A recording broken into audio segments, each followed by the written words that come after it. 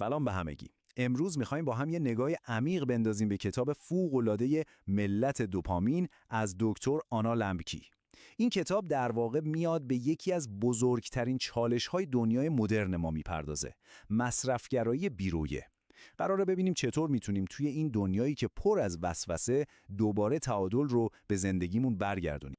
این سوال میدونید دقیقاً میزنه به هدف.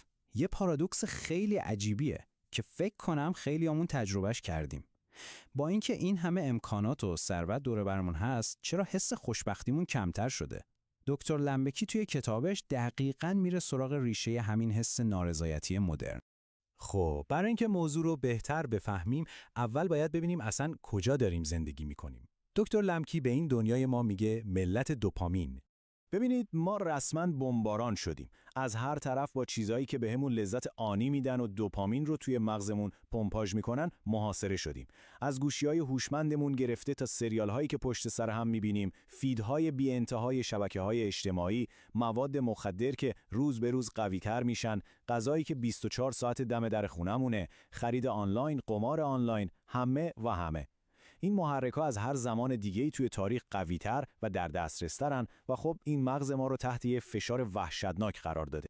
این تصویر یه تئوری خشک و خالی نیست. این یه واقعیت تلخه که یه بیمار با دستای خودش کشیده. این خط زمانی داستان زندگی یه نفر به اسم مکس رو نشون میده. ببینید از کجا شروع کرده، الکل و سیگار، و توی کمتر از 10 سال رسیده به مواد فوق‌العاده قوی مثل هروئین و فنتانیل. این نمودار واقعاً تکون دهنده است. بهمون نشون میده که مغز چطور بیوقفه دنبال لذت‌های شدیدتر و شدیدتر میگرده. و لطفاً فکر نکنید این ماجرا فقط برای مواد مخدره. اصلاً اینطور نیست. خود نویسنده کتاب دکتر لمبکی یه داستان خیلی شخصی از خودش تعریف میکنه. میگه وقتی یک کتابخوان الکترونیکی یا همون کیندل خرید، کم کم عادت مطالعه‌اش از رمان‌های معمولی کشیده شد به سمت رمان‌های اروتیک. این یعنی چی؟ یعنی این چرخه اعتیادآور میتونه برای همه ما با هر چیزی، از کتاب خوندن گرفته تا غذا خوردن، اتفاق بیفته. و این قضیه عواقبش واقعاً جدیه. به این عدد دقت کنید، 70%. 70% مرگ و میرها تو کل دنیا به خاطر چیزاییه که خودمون میتونیم تغییرشون بدیم. چیزایی مثل سیگار کشیدن، رژیم غذایی بد یا بی‌تحرکی. پس میبینید دیگه بحث فقط یه حس بد یا نارضایتی نیست. صحبت از مرگ و زندگیه. خب سوال اصلی اینه، چطور میشه که این همه دویدن دنبال لذت آخرش نتیجه عکس میده و حال ما رو بدتر میکنه؟ جواب این سوال توی مکانیزم علمی خیلی جالب توی مغز هممون پنهان شده. چیزی که بهش میگن ترازوی لذت و درد. این یه قانون خیلی اساسیه توی سیمکشی مغز ما. فکر کنید مغز ما یه علاکلنگ خیلی حساس داره که همیشه تلاش میکنه صاف و متعادل بمونه. حالا هر بار که ما با یه چیزی به خودمون لذت میدیم، انگار یه نفر رو میذاریم روی یه سمت علاکلنگ و اون سمت میره پایین. مغز برای اینکه تعادل رو برگردونه، بلافاصله یه وزنه مخالف یعنی درد رو میذاره اون سمت دیگه. این تصویر خیلی قشنگه این فرایند رو نشون میده. وقتی ما یه لذتی رو تجربه میکنیم، مثلا یه تیکه شکلات میخوریم یا اینستاگرام رو چک میکنیم، علاکلنگ مغزمون به سمت لذت کج میشه. اما مغز برای اینکه تعادل رو برگردونه، یه سری موجودات کوچولو که کتاب بهشون میگه گرملین میفرسته روی سمت درد. اون حس یکم پوچی یا بی‌حوصلگی که بعد از یه لذت کوتاه بهمون دست میده، کار همین گرملین هاست. ولی مشکل از جای شروع میشه که ما این لذت‌ها رو مدام تکرار میکنیم. اون موقع یه اتفاق عجیب میفته. گرملین های سمت درد هی قوی‌تر، بزرگتر و بیشتر میشن. دیگه بعد از تموم شدن لذت اونجا رو ترک نمیکنن. انگار همونجا چادر میزنن و میمونن.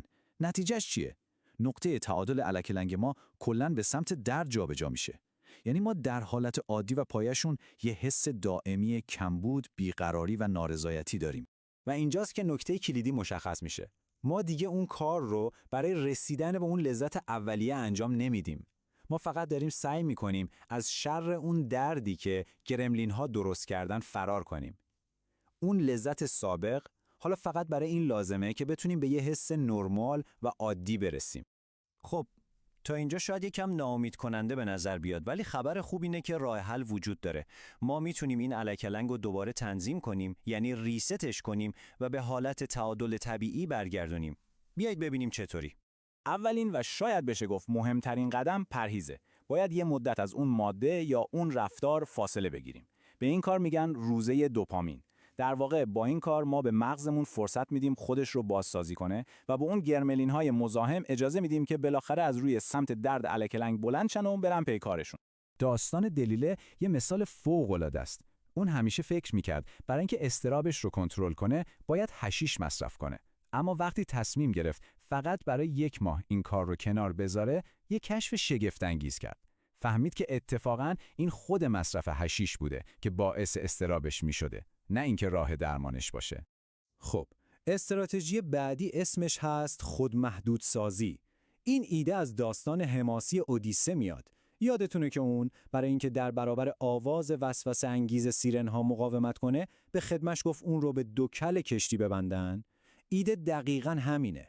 اینکه ما هم آگاهانه برای خودمون موانع فیزیکی و استراتژیک درست کنیم. حالا چطور خودمون رو به دکل ببندیم؟ مثلا میتونیم موانع فیزیکی درست کنیم، مثل قفل کردن کنسول بازی، یا موانع زمانی، مثلا اپلیکیشن های شبکه‌های اجتماعی رو فقط آخر هفته ها نصب کنیم، یا موانع دسته‌بندی، مثلا کسی که به شرط بندی ورزشی اعتیاد داره کلاً اخبار ورزشی رو دنبال نکنه. یا حتی موانع مالی، مثلا وقتی میریم خرید کارت‌های اعتباریمون رو خونه بذاریم. با این کارها ما بین خودمون و وسوسه فاصله ایجاد می‌کنیم و به بخش منطقی مغزمون فرصت میدیم که وارد اعمال بشه. حالا بریم سراغ یه ابزار خیلی قدرتمند که شاید اولش یکم عجیب به نظر بیاد. ابزاری که میتونه توی این مسیر خیلی بهمون کمک کنه چیزی نیست جز صداقت. ببینید، وقتی ما برای اینکه عاداتمون رو پنهان کنیم دروغ میگیم، یه بار روانی خیلی سنگین روی دوش خودمون میذاریم. این کار ما رو توی یه چرخه شرم و تنهایی گیر میندازه. اما برعکس، صداقت، حتی وقتی در مورد اشتباهاتمون حرف میزنیم، این چرخه رو میشکنه، باعث میشه با دیگران ارتباط برقرار کنیم و از اون بار سنگین خلاص بشیم. داستان ماریا اینو خیلی خوب نشون میده. اون یواشکی بسته برادرش رو باز میکنه و بعدش دروغ میگه. همون شب از عذاب وجدان خوابش نمیبره. روز بعد تصمیم میگیره حقیقت رو به برادرش بگه. و نتیجهش چی میشه؟ خودش میگه فهمیدم تا وقتی که راستش رو میگم آزادم.